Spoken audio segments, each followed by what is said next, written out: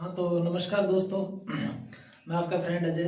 अम्बेडकर एकता education mission के इस YouTube channel पर एक बार फिर से आपका स्वागत है। दरअसल मैं उन बच्चों के लिए एक बार बता देना चाहूँगा जिन्होंने अभी तक हमारा चैनल सब्सक्राइब नहीं किया। आप अगर यूट्यूब चैनल पर जाओगे हमारे तो आपको बहुत सारी क्लासें नजर आएंगी। तो किस तरह से अपना जो यूट्यूब चैनल आप सब्सक्राइब कर सकते हो, सबसे पहले आप अपना क्या है यूट्यूब खोलिए। यूट्यूब पर आप सर्च कीजिए कुछ इस तरह से AEEM। दरअसल बहुत सारे बच्चों ने मुझसे ये चीज पूछी कि सर आपका जो चैनल है अम्बेडकर एकता एजुकेशन मिशन है, आपने ये शॉर्ट फॉर्म क्यों रखी? देखो, अम्बेडकर एकता एजुकेशन मिशन इस तरह से ये चैनल का नाम है। और जब आप क्या है कि इसको सर्च करोगे तो बाबा साहब अम्बेडकर जी की आपको एक तस्वीर दिखाई देगी। उस पर क्या है आपको क्लिक करना है। क्लिक करते ही क्या है कि हमारा क्या है चैनल खुल जाएगा। चैनल खुलते ही क्या है कि आपको वहां पर प्लेलिस्ट दिखाई देगी। प्लेलिस्ट अगर आप देखोगे तो आपको हिस्ट्री की और ज्योग्राफी की प्लेलिस्टें दिखाई देंगी। अभी तक उसी की क्लासें चल रही हैं। और आपको क्या करना है कि हमारा चैनल जो है वो आपको सब्सक्राइब करना है। और सब्सक्राइब करते ही क्या है कि आपको बेल आइकन प्रेस कर देना है, जिससे क्या है कि हमारी सारी क्लासें आपको दिखने लग जाएंगी। ठीक है, तो इस तरह से जो नए बच्चे हैं उनके लिए इंफॉर्मेशन थी और वो हमारे चैनल को सब्सक्राइब कर सकते हैं और आगे शेयर कर सकते हैं। अच्छा, अब हम बात करते हैं टॉपिक की जिस पर हम बात कर रहे थे। दरअसल हमने जो पिछली क्लास में इतिहास की बात की उसमें ये चीज मैंने बताई कि किस तरह से क्या है कि हुमायूं जो होता है वो अपने निर्वासन काल में क्या है कहां कहां पर भटकता है। कहने का मतलब जब उसको क्या है कि 1540 ईस्वी में, कब 1540 ईस्वी में भागना पड़ता है, तो उसके बाद में क्या है कि जस्ट 55 तक यानी 1555 ईस्वी तक क्या है कि उसका निर्वासन काल चलता है। अपने इस निर्वासन काल में क्या है कि हुमायूं बहुत जगह गया। मैंने ये चीज बताई थी कि कन्नौज बिलग्राम का जैसे ही 1540 ईस्वी में हुमायूं युद्ध हारता है, तो हारने के बाद में क्या है कि सबसे पहले आगरा गया, फिर दिल्ली गया, दिल्ली के बाद में लाहौर गया। लाहौर में क्या है कि मैंने कल एक डेट बतानी भूल गया था, 1541 ईस्वी 1541 ईस्वी में क्या है कि विवाह करता है भानु बेगम के साथ में। कौन करता है विवाह? हुमायूं। हुमायूं क्या है कि भानु बेगम के साथ में विवाह कर लेता है। और उसके बाद में क्या है कि जस्ट 1542 ईस्वी में 1542 ईस्वी में क्या है कि अमरकोट के अंदर एक बच्चे को जन्म देता है, जिसका नाम क्या बताया था मैंने कल? अकबर। कल यहां तक की हमने सारी बातें कर ली थी कि किस तरह से अकबर का जन्म होता है। अब उसके आगे की हम जानकारी अब लेते हैं। अगर मैं हुमायूं की बात करूं तो हुमायूं क्या है कि जैसे ही अमरकोट पाकिस्तान से निकलता है, अमरकोट पाकिस्तान से निकलने के बाद में क्या है वो फारस पहुंचता है। फारस अगर मैं बताऊं तो आपने ओमान की खाड़ी सुनी होगी। आपने ओमान की खाड़ी सुनी होगी। जब हम क्या है कि भारत के पश्चिमी साइड में अरब सागर को लांघते हुए जब जाते हैं किधर हमारे पश्चिमी साइड में, पश्चिमी एशिया की तरफ जाते हैं, तो वहां पर आपको क्या ओमान की खाड़ी और फारस की खाड़ी सुनी होगी। वो फारस का एरिया है और वहां पर क्या है कि हुमायूं पहुंच जाता है 1544 ईस्वी में। 1544 ईस्वी में क्या है कि हुमायूं फारस पहुंचता है। फारस का उस टाइम शासक जो था वो तहमास्प था। तहमास्प यहाँ का शासक था और इसने क्या है कि दो शर्तें रखी। किसके लिए? हुमायूं के लिए। कि अगर हुमायूं क्या है कि हमसे क्या है मदद चाहता है और हमारे यहाँ पे रुकना चाहता है, तो उसको क्या है कि दो शर्तें कबूल करनी पड़ेंगी। और वो दो शर्तें कौन कौन सी थी? मोस्ट इंपॉर्टेंट ये दो शर्तें, क्योंकि आगे भी जब हम मुगल काल में जिक्र करेंगे तो एक और शासक का नाम आएगा। वो भी क्या है कि फारस पहुंचता है और उसके टाइम एक अलग शासक होता है और उसके टाइम में दो शर्तें रखी जाती हैं। अब वो दो शर्तें कौन कौन सी थी? देखो, सबसे पहले नंबर एक शर्त ये रखी गई कि हुमायूं जो है वो शिया मत को अपनाएगा। हुमायूं क्या करेगा? शिया मत को अपनाएगा। और शिया मत को अपनाएगा। अब डेफिनेटली ये चीज तो होती है कि कोई अगर किसी मत को अपनाता है तो उसके लिए बात रखी जाती है कि आप उसका क्या है कि प्रचार भी करोगे। तो हुमायूं के लिए कहा गया कि आप इसका प्रचार भी करोगे। ठीक है। अच्छा, एक शर्त तो ये थी। शर्त नंबर 2 देखिए, मोस्ट इंपॉर्टेंट। शर्त नंबर 2 ये रखी गई कि आपको क्या है कि कंधार जीतकर हमें देना होगा। किसको? कंधार जीतकर किसको देना होगा? तैमाश को देना होगा हुमायूं के द्वारा। अब आपको ये चीज पता है कि मैंने पहले भी बताया था कि जो काबुल और कंधार जो है ये किसके अंडर में आते हैं? एक काबुल और दूसरा कंधार, ये दोनों के दोनों एरिया जो है वो कामरान के अंडर में आते हैं। कहने का मतलब क्या है कि एक भाई के विरुद्ध क्या है कि हुमायूं को युद्ध लड़ना पड़ेगा, और युद्ध लड़ने के बाद में क्या है कि एक क्षेत्र जीतकर किसको देना पड़ेगा? तैमाश को देना पड़ेगा। अच्छा, अब आगे की स्टोरी जानते हैं। तो भाई ये हुमायूं की जो स्टोरी है वो बहुत ही क्या है कि लचीली है, दर दर भटकने वाली स्टोरी है। बहुत ही क्या है कि इसने धक्के खाए हैं बेचारे ने अपने जीवन के अंदर, और वो क्या है कि सारी की सारी स्टोरी अपने क्या क्या जान लेते हैं। अच्छा, 1544 का टाइम था जब क्या है तैमाश के पास आया। अब क्या है कि कुछ टाइम गुजरा तो 1545 ईस्वी में, कब? 1545 ईस्वी में, 1545 ईस्वी में क्या है कि तैमाश तो क्या करता है, हुमायूं को लगभग क्या है कि 14,000, कितनी? 14,000 सैनिक देता है। 14,000 क्या करता है? सैनिक देता है। और इस 14,000 सैनिक देने के बाद में क्या है कि हुमायूं को कंधार पर चढ़ाई करनी थी। अगर मैं आपको कंधार बताऊं तो कुछ इस तरह से, हालांकि एग्जैक्ट लोकेशन में आपको ना बता पाऊं, बट यहां से कुछ कुछ चीजें आपको पता चल जाएगी, ठीक है। तो यहां से ये जो एरिया है लगभग लगभग ये गुजरात का, ऊपर क्या है जम्मू कश्मीर, और नीचे क्या? गुजरात तक का एरिया, ये जो है वो पाकिस्तान, ठीक है। ये कौन सा एरिया आ गया? पाकिस्तान का आ गया। और ये क्या आ गया? इंडिया। और यहां से क्या है कि लगता हुआ बिल्कुल थोड़ा सा ऊपर वाला जो एरिया है ये बिल्कुल कौन सा है?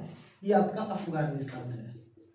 ये आपका कौन सा एरिया? अफगानिस्तान का एरिया। अच्छा, यहां से ये चीज पता चलती है कि मैं जो बता रहा हूं आपको बिल्कुल, यहां पर एक क्षेत्र का नाम आपने सुना होगा, काबुल, ठीक है।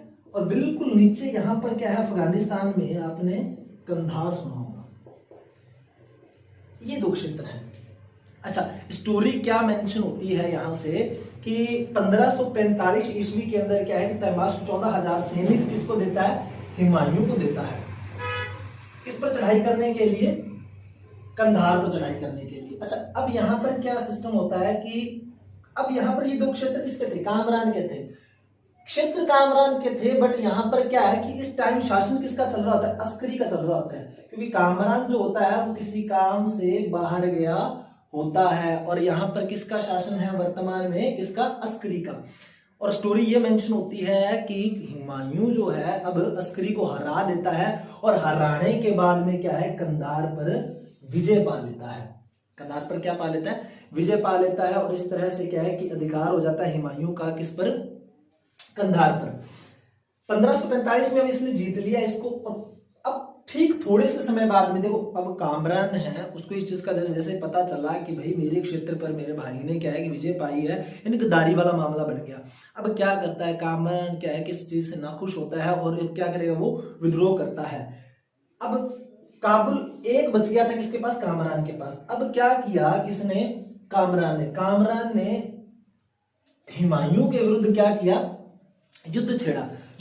तो 1547 ईस्वी में क्या करता है हुमायूं जो होता है वो कामरान की आंखें फोड़ देता है। कामरान की क्या कर देता है? आंखें फोड़ देता है। कामरान की आंखें फोड़ने के बाद में क्या है कि उसको मारता नहीं, क्योंकि उसका भाई था, वो सोच लेता है कि मेरा भाई है मैं मारूंगा नहीं, और उसको क्या छोड़ देता है, आंखें फोड़ देता है उसकी। और काबुल को क्या है? जीत लेता है। काबुल को क्या कर लेता है? जीत लेता है। कौन जीत लेता है? हुमायूं। और कामरान को हरा देता है। यहां पर एक छोटी सी एक और स्टोरी मेंशन होती है, वो आपको मैं अभी भी बताने जा रहा हूं, ध्यान से सुनना। अब ये जो काबुल का जो किला है, किसका? काबुल का जो किला है वहां पर क्या है कि उसका जो द्वार है, जब ये युद्ध चल रहा होता है 1547 ईस्वी के अंदर, तब क्या होता है कि जो काबुल का किला है उसका जो द्वार होता है कुछ इस तरह से, बिल्कुल ठीक है। इस द्वार पर क्या है?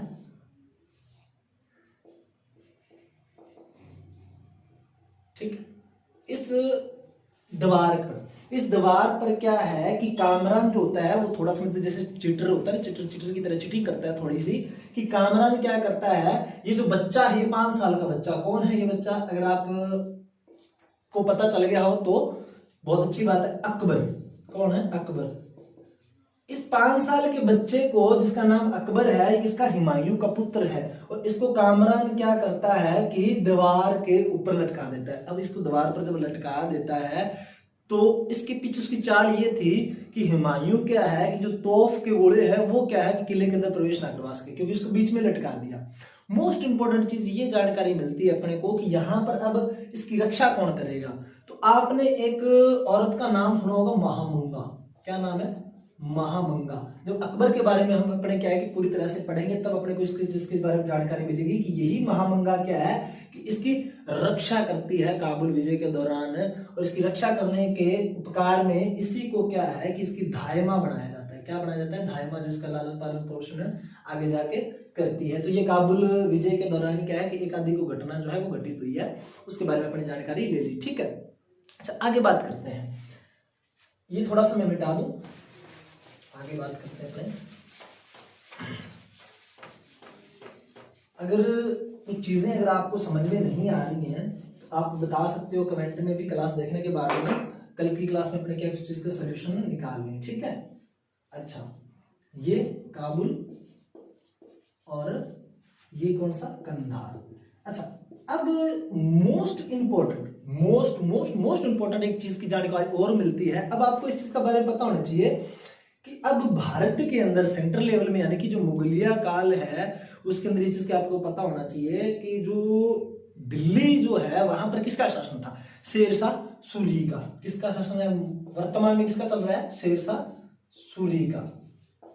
क्योंकि हुमायूं तो देखो भाग गया था, हुमायूं भाग कर क्या है कि कहां पर है अब काबुल विजय पाई उसने, और वो तहमाश के पास फारस में है अभी। ठीक है, अब यहाँ पर क्या होता है कि जो शेरशाह सूरी होता है उसकी क्या होती है, 1545 ईस्वी में मृत्यु हो जाती है। क्या हो जाती है, मृत्यु हो जाती है। 1545 ईस्वी में क्या हो जाती है, इसकी मृत्यु। और अब क्या है कि थोड़ा सा आसान हो जाता है कि इसके लिए, हुमायूं के लिए क्या है कि दोबारा से शासन पाना। अब वो क्या है कि धीरे धीरे भारत पर दोबारा से शासन पाने के लिए क्या है कि थोड़ा ललायित हो जाता है। अब जैसे वो ललायित होता है तो देखो अब उसने काबुल विजय पा ली। अब उसने क्या किया, काबुल पर विजय पा ली। अब काबुल पर विजय पाने के बाद में क्या है कि 1554 ईस्वी में, कब, 1554 ईस्वी में वो क्या है कि पाकिस्तान के अंदर आपने क्षेत्र सुना होगा, बिल्कुल काबुल से निकलते ही यहाँ पर क्या है कि पाकिस्तान के अंदर आपने क्षेत्र का नाम सुना होगा, पेशावर। 1554 ईस्वी के अंदर क्या है कि हुमायूं कहां पर पहुंचता है, पेशावर पहुंचता है। पेशावर में पहुंचने के बाद में क्या है कि 1554 के अंदर यानी फरवरी 1554 के अंदर, कब, फरवरी 1554 ईस्वी के अंदर, 1554 ईस्वी में क्या है कि हुमायूं क्या करता है, पेशावर से ठीक इधर जब अपने क्या है कि पंजाब। एक चीज आपके लिए थोड़ी सी जानकारी मैं बता दूं कि आपको इस चीज के बारे में पता भी होगा कि 1947 से पहले क्या है कि ये जो एरिया है ये भारत का ही था, यानी कि एक भारत इंडिया हिंदुस्तान कहलाता था। और ये जो एरिया जिसके बारे में अब अपने बात कर रहे हैं ये सारा का सारा पंजाब कहलाता था। ये जो लाहौर पेशावर का अपने ये जो एरिया है, अमृतसर का हुआ, लुधियाना हुआ, फतेहगढ़, ये जो एरिया आएंगे सारे सारे एक पंजाब होगा। ठीक है, जो हिंदुस्तान का पंजाब था। अब तो शायद 1947 के बाद में क्या है कि जैसे विभाजन हुआ तो ये दोनों क्या कंट्रियों के अलग अलग क्षेत्र बन चुके हैं, अलग अलग स्टेट बन चुके हैं। ठीक है, अच्छा 1554 ईस्वी में क्या है कि पेशावर पहुंचा हुमायूं, या जस्ट काबुल के बाद में। अब 1554 फरवरी के अंदर क्या है कि उसने लाहौर, यहाँ पर कौन सा क्षेत्र आता है, लाहौर। लाहौर पर क्या है कि विजय पाई। किसने पाई विजय, हुमायूं ने। 1554 फरवरी के अंदर उसने विजय पा ली। अब यहां से क्या है कि थोड़ी सी स्टोरी मेंशन होती है। अब वो धीरे धीरे क्या है कि अपनी सेंट्रल गवर्नमेंट जो है उसकी जस्ट दिल्ली, वहां पर थोड़ा सा निकट आने लग गया था। अब एक और युद्ध होता है लुधियाना के अंदर। कहां पर, जो अपने क्या है कि आज का जो प्रॉपर पंजाब है इंडिया के अंदर, उसमें जब आप पंजाब स्टेट में देखोगे तो यहाँ पर क्या है कि आपको पंजाब के अंदर एक क्षेत्र दिखाई देगा, यहाँ पर लुधियाना। प्रॉपर एग्जैक्ट मैं लोकेशन आपको ना बता पाऊं तो पंजाब के अंदर क्या है कि लुधियाना है। इस लुधियाना के अंदर क्या है कि एक मैदान का नाम है मच्छीवाड़ा। क्या नाम है? मच्छीवाड़ा। मच्छीवाड़ा। इस मैदान के अंदर क्या है कि मच्छीवाड़ा का एक युद्ध होता है, और वो भी किस किस के बीच में? देखो, एक तरफ तो कौन होता है? हुमायूं। और ये युद्ध होता है 15 मई 1555 ईस्वी के अंदर। कब होता है ये युद्ध? मच्छीवाड़ा का युद्ध जो होता है 15 मई 1555 ईस्वी के अंदर। इस युद्ध में एक तरफ तो होता है हुमायूं। क्यों? देखो, अब क्या है कि 1555 की डेट आ चुकी है, यानी कि क्लोजिंग बिल्कुल निकट आ चुका है शासन दोबारा से करने का हुमायूं का। ठीक है। अच्छा, एक तरफ तो कौन होता है? हुमायूं। दूसरी तरफ वर्सेस अफगान सेना होती है। कौन सी अफगान सेना? अफगान सेना। इस अफगान सेना में क्या है कि एक तो नसीब खां होता है सेनापति। कौन? नसीब खां। और एक होता है तातर खां। दूसरा कौन होता है? तातर खां। ये दोनों क्या है कि अफगान सेना की तरफ से क्या है? सेनापति होते हैं। और इस युद्ध में क्या है कि हुमायूं की क्या होती है? विजय होती है। हुमायूं इस युद्ध में जीत जाता है, और जीतने के बाद में क्या है कि वो लुधियाना पर फिर से फतेह पा लेता है, यानी कि अब उसने लुधियाना पे भी फतेह पा ली।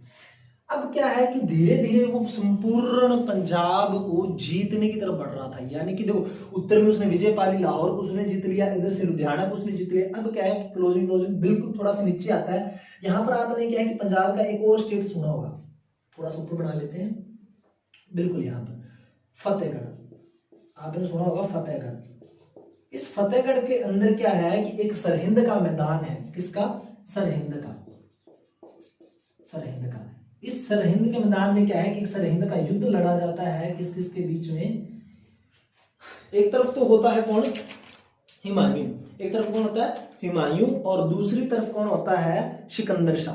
अब इस युद्ध के अंदर क्या थोड़ी सी स्टोरी और मेंशन होती है। सरहिंद का जो युद्ध लड़ा जाता है वो 22 जून 1555 ईस्वी को लड़ा जाता है। कब? आपको दिख रहा होगा यहाँ पर 22 जून 1555 ईस्वी। 22 जून 1555 ईस्वी में क्या है? ये युद्ध लड़ा जाता है। एक तरफ तो कौन होता है? अफगान सेना की तरफ से सिकंदर शाह। अफगान सेना की तरफ से कौन होता है? सिकंदर शाह। यहां पे लिख रहा हूं मैं, सिकंदर शाह। और दूसरी तरफ क्या है? हुमायूं का सेनापति। कोई किसका? हुमायूं का जो सेनापति होता है बैराम खां। हुमायूं का सेनापति कौन होता है? बैराम खां। इस बैराम खां के साथ में मोस्ट इंपॉर्टेंट चीज आपको ये याद रखनी है कि ये जो फतेहगढ़ पंजाब, कहां पर? फतेहगढ़ पंजाब। इस फतेहगढ़ पंजाब के सरहिंद के युद्ध में क्या है कि बैराम खां के साथ में अकबर भी होता है। और कौन साथ में होता है? अकबर भी इस युद्ध में भाग लेता है। और इस युद्ध में क्या है कि हुमायूं की विजय होती है। कहने का मतलब क्या है कि मुगलियों की क्या होती है?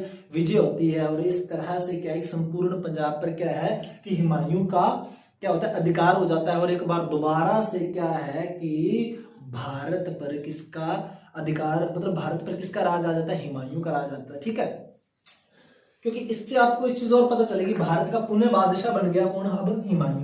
ये थोड़ा सा मैं मिटा रहा हूं, एक बार थोड़ा सा मिटा देते हैं, अपने यहाँ रख लेंगे। अच्छा,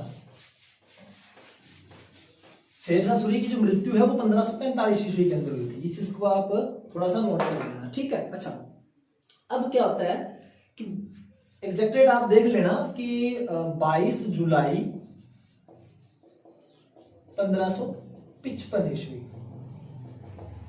भारत का क्या होता है? पुनः बादशाह बना। कौन बादशाह बना? पुनः बादशाह बना कौन? हुमायूं।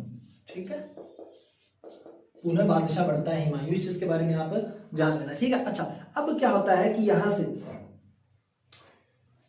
बादशाह बन जाता है 1555 ईस्वी के अंदर। एक चीज और याद रखना आप कि हुमायूं जो है मुगल काल का एकमात्र ऐसा शासक है जिसका 2 बार शासन आता है, एक तो 1540 से पहले और एक 1555 के बाद में। अब यहां से एक चीज और पता चलती है कि 24 जनवरी, कब? 24 जनवरी 24 जनवरी 1500 तकरीबन 56 का टाइम मिलता है। 24 जनवरी 1556 ईस्वी। 1556 ईस्वी में क्या होता है कि जो हुमायूं ने एक नगर बसाया था, दीनपना नगर। ठीक है, जो हुमायूं ने खुद बसाया था दीनपना नगर, उसकी जो शेरमंडल पुस्तकालय जो होता है उसकी सीढ़ियों से गिर कर क्या है कि इसकी मृत्यु हो जाती है। किसकी मृत्यु हो जाती है? हुमायूं की मृत्यु हो जाती है। कब? 24 जनवरी 1556 ईस्वी के अंदर क्या है कि हुमायूं द्वारा बसाया गया जो दीनपना नगर था, हुमायूं द्वारा बसाया गया जो कौन सा नगर था? दीनपना नगर। दीनपना नगर, आगे भी इसकी चर्चा करूंगा मैं बहुत ही अच्छे तरीके से, ठीक है। दीनपना नगर जो बसाया था, इसका जो क्या होता है कि शेरमंडल जो पुस्तकालय होता है, कौन सा? शेरमंडल पुस्तकालय। इस शेरमंडल पुस्तकालय की सीढ़ियों से गिरकर क्या है कि हुमायूं की क्या हो जाती है? मृत्यु हो जाती है, ठीक है। इस चीज के बारे में आप नोट कर लें। अच्छा, हुमायूं की क्या हो जाती है? शेरमंडल पुस्तकालय की सीढ़ियों से गिरने की वजह से इसकी मृत्यु हो जाती है। और 26 जनवरी 1556 ईस्वी, ठीक है, 26 जनवरी। एक चीज आप थोड़ा सा ध्यान रखना है इस चीज में, क्योंकि देखो 24 जनवरी 1556 ईस्वी को सीढ़ियों से गिरता है और लगभग 26 जनवरी के आसपास क्या है कि इसकी मृत्यु एग्जैक्ट हो जाती है। 26 जनवरी 1556 ईस्वी के अंदर क्या है कि इसकी मृत्यु हो जाती है, 24 जनवरी को सीढ़ियों से गिरता है। अच्छा, जब इसकी क्या है कि सीढ़ियों से गिरने की वजह से जब मृत्यु हो जाती है तो इतिहासकार जो लेनपुल होता है, कौन? इतिहासकार लेनपुल जो होता है वो एक बात कहता है, आज की क्लास की ये अंतिम बात करने जा रहा हूं, बात बहुत ही अच्छी कही उसने लेनपुल ने कि हुमायूं का अर्थ जो था, नाम का अर्थ आपको पता है कि हुमायूं के नाम का अर्थ जो था क्या था? सौभाग्यशाली। मैंने क्लास के स्टार्ट में बताया था, पिछली क्लास में क्या था? सौभाग्यशाली।